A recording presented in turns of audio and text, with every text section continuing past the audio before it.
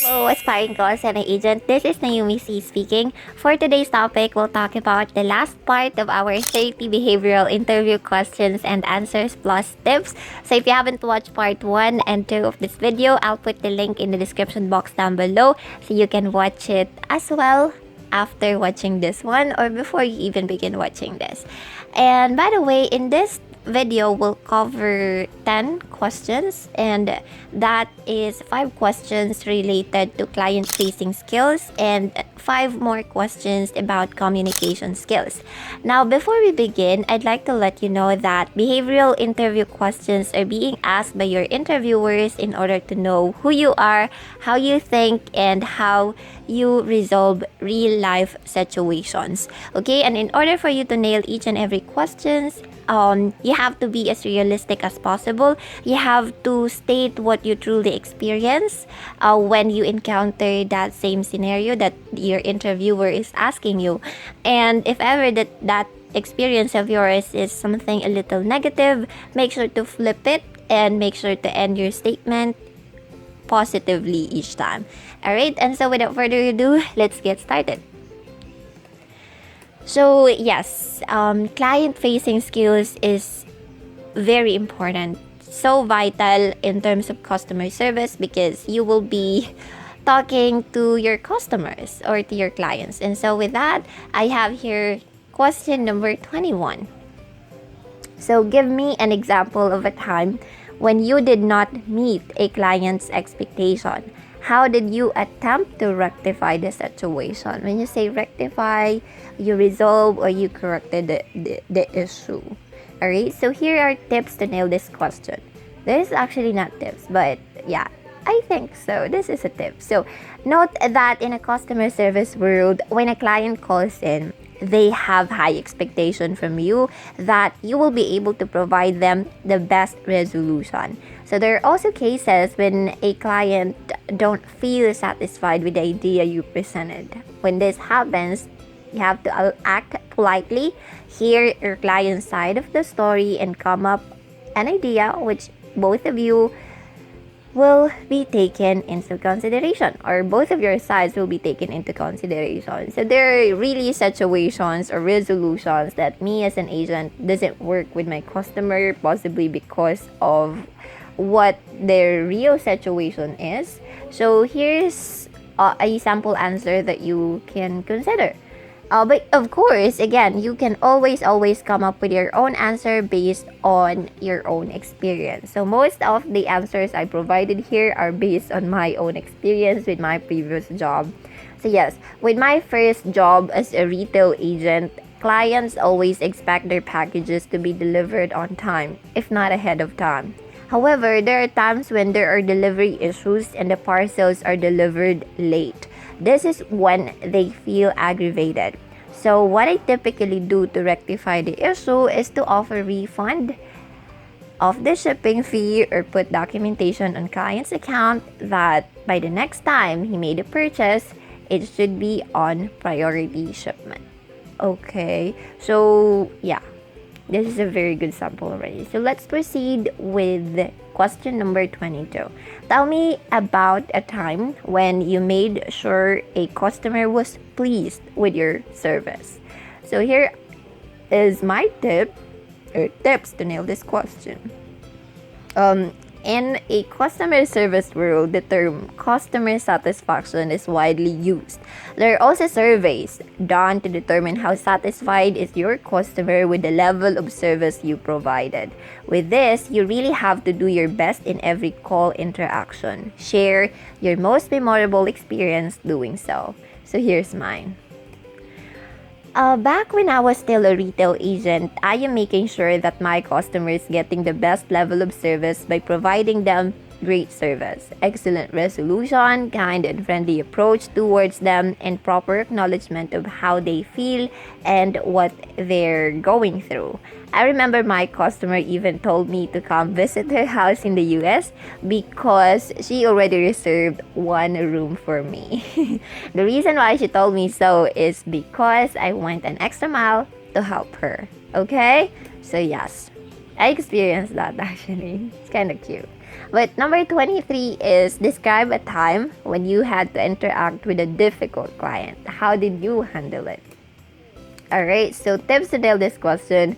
Again, in a customer service world, there will always be difficult customers. Those who's not listening to you because he only believes in himself, customers who don't trust you, customer who argues with you, or customers who are hard to please in general.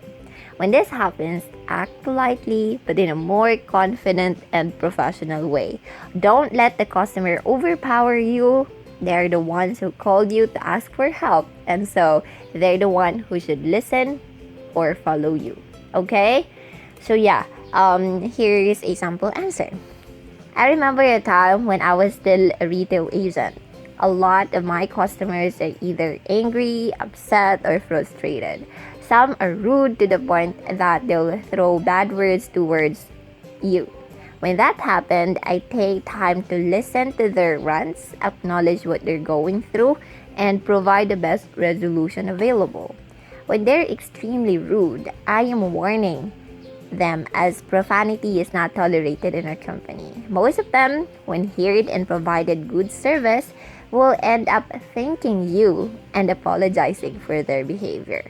Okay? Because yes, most of the time really when I encounter upset or angry customers and then you're able to help them and you were so nice to them, but after before they ended the call, they would thank you and they would apologize for what they've done to you.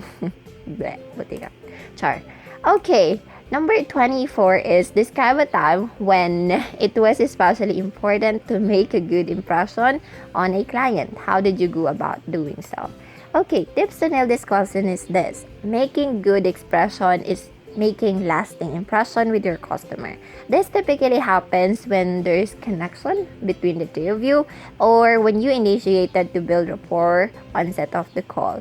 So you can share your experience when you're able to make good impression towards your customer and in result a good impression towards your company too.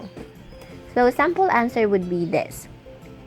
As an agent, I always make sure that I make good impression to each and every customer of mine.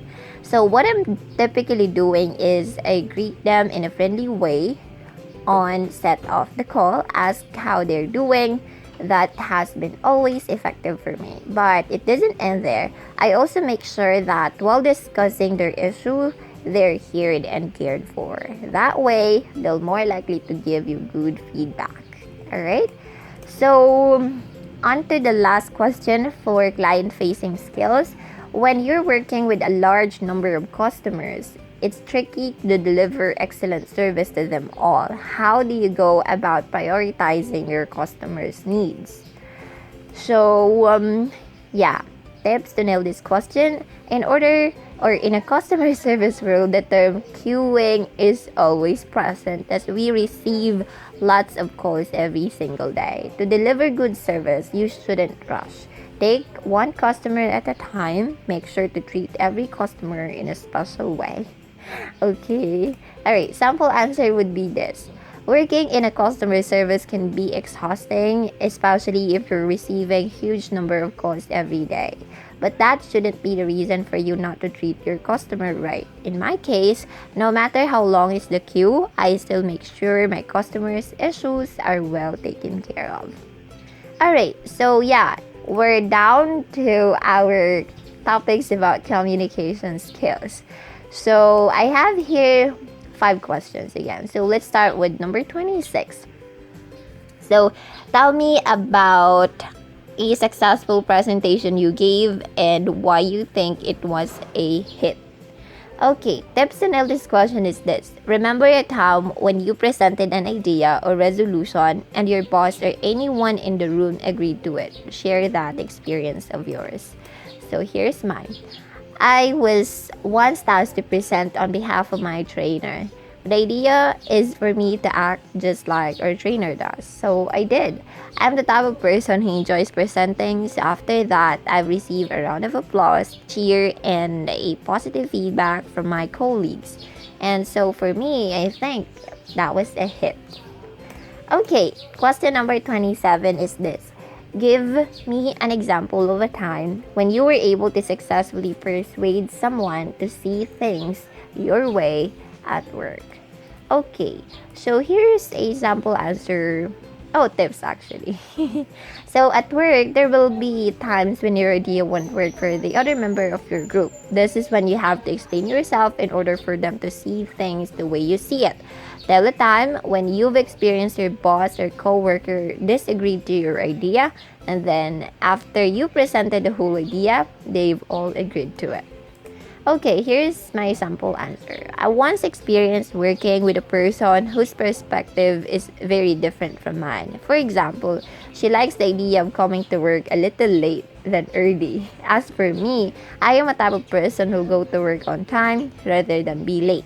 So I explained to her why I prefer it that way and was able to even convince her to do the same way I'm doing it. Okay, so question number 28 is, give me an example of a time when you had to explain something fairly complex to a frustrated client. How did you handle this delicate situation? Tips to nail this question is this. Again and again, working in a customer service world, you'll deal with frustrated customers. Those customers are people who won't listen to you. Presenting a resolution is tough. When this happens, apply the magic of empathy, acknowledgement, and present multiple options customer will agree on. Share your experience when you've done this. And by the way, before I answer this question, I'd like to let you know that I also created a shop at Shopee. So the name of my shop is Nayumi Cee shop. You can also shop with that. There are a couple of items in there already. But if you don't want to, it's okay. You can follow me instead. Thank you. And yeah, here's the sample answer I have here.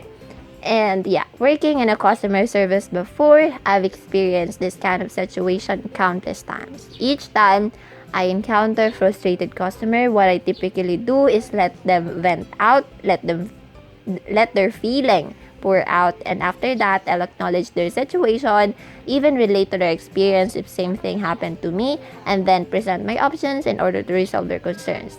It works most of the time. Yes, please make sure to comment down below if you're still with me after 12 minutes or 11 minutes. Thank you. Alright, so 29 is, tell me about a time when you experienced receiving communication letter from your management. How did you react to it? Okay, so here's my tips. Call center agents don't use papers at work as we purely use computer to do our tasks. However, there are times when we get to receive written communication from the management. This can either be a rule to be implemented or a new rule to be implemented, or you're facing an escalation and they're asking for your written explanation regarding that matter. If this happened to you, share it. If not, skip this part. So yeah, I once experienced receiving a written communication from a human resource team because of a simple neglect I committed. I am fully aware that it really happens when you violated the rule regardless of how simple it may be. So I accepted the letter because that is their way of asking for my personal take regarding the issue. Okay, so last question. Okay. Describe a time when you were working in a technical field. What did you do to make sure everyone was able to understand you? Okay, tips is this. Call center companies also offer technical support, not just customer service. It is also a customer service, but this time it's technical. So if you're working in that field, share how you make sure your customer understands you each time you help them with their technical concerns. If this doesn't apply to you, you may skip this part. Okay, so here's my sample answer. I once experienced working as a technical support. I can say that it is difficult to explain technical terms or jargons to customers, especially elderly ones. So what I do when this happens is to explain it the simplest way possible. For example, if I want them to go to their phone settings, I'll tell them to press the gear icon. That way, they'll understand it better. Right? So yeah, we're done. Alright, so if you have other behavioral interview questions that you want me to answer, feel free to let me know so I can answer it in my next video. And so yes, we do have a Facebook page, Nayumi Cee. Please like that page. Facebook page. You can send me a message there if you have questions. Let me know. If you want me to refer you to the same company I'm working with, that's possible as well. Just have to tell me what your name is and then your number. And yeah, please make sure to give this video a like, share this video, and then follow me on my social media accounts. I have TikTok. I also have Facebook page, as I mentioned, and YouTube channel. So yeah, you also can comment down below. Really appreciate it, and I actually respond to comments most of the time, like all the time. And also maybe I also feature some of your comments, especially if you get hired. So yeah, you can see it in my page. And so yes, thank you so much. I'll see you again next time. This is Nayumi Cee once again. Bye guys.